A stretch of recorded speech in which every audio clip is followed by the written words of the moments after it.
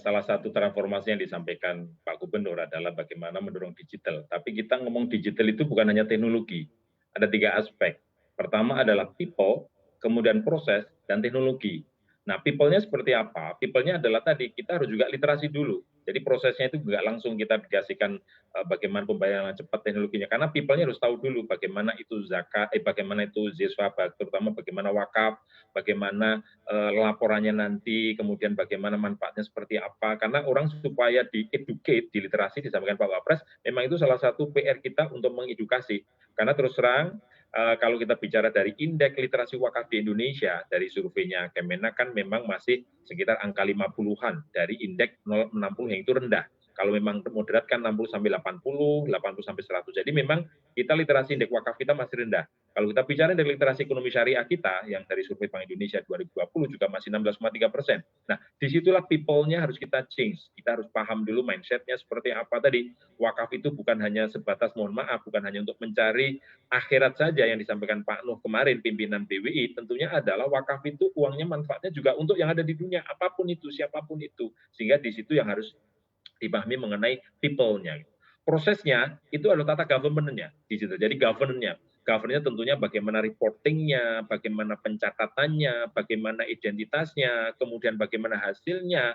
Itu proses itu harus traceability. Karena untuk kita bicara syariah, traceability itu sangat-sangat penting karena governance transparan itu untuk mendidik kepada publik sangat penting sekali supaya merubah mindset tadi. Nah, terakhir adalah teknologi. Teknologi adalah kecepatan tadi. Salah satunya Bank Indonesia mempropos QRIS, jadi Quick Response Indonesia Standard. Nah, itulah yang paling cocok. Berdasarkan survei yang kami lakukan, khusus untuk zakat, itu hampir 94% itu tadi kan sudah digital. Rata-rata nominalnya itu sekitar di bawah 2 juta. Sehingga memang itu sangat pas sekali kalau QRIS itu memang dipakai untuk bagaimana menghimpun dana-dana itu secara cepat.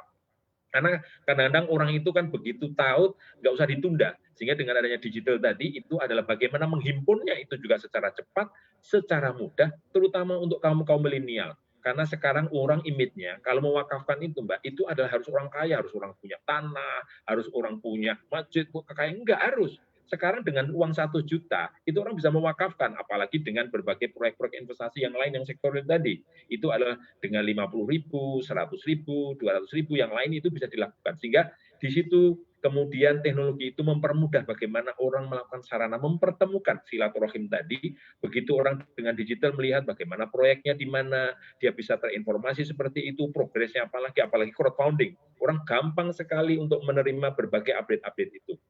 Sehingga proses digitalisasi itu adalah people, kemudian proses, kemudian juga teknologi, itu harus jadi satu. Nah, itu yang akhirnya membawa berbagai komunitas di Indonesia tentunya. People literasi tentunya harus komplek kepada syariah. Jadi syiar di dalam tentunya bagaimana pengajian itu bukan hanya mengenai pengajian-pengajian fikih, tapi pelan-pelan kita bicara mengenai pengajian-pengajian yang sifatnya wakaf untuk produktif. Jadi itu yang akan didorong terus sehingga digital ini sebagai sarana untuk merubah change daripada manajemen pemikiran orang, proses juga traceability, dan akhirnya teknologi itu membantu implementasi daripada pelaksanaan supaya wakaf itu betul-betul transparan, governance, manfaatnya bisa diperoleh, dan itu bisa menjangkau keseluruhan daripada masyarakat di Indonesia yang cukup luas, dan itu adalah basis terbesar Islamic Social Finance atau keuangan syariah yang tidak dimiliki oleh negara-negara lain, hanya ada di Indonesia.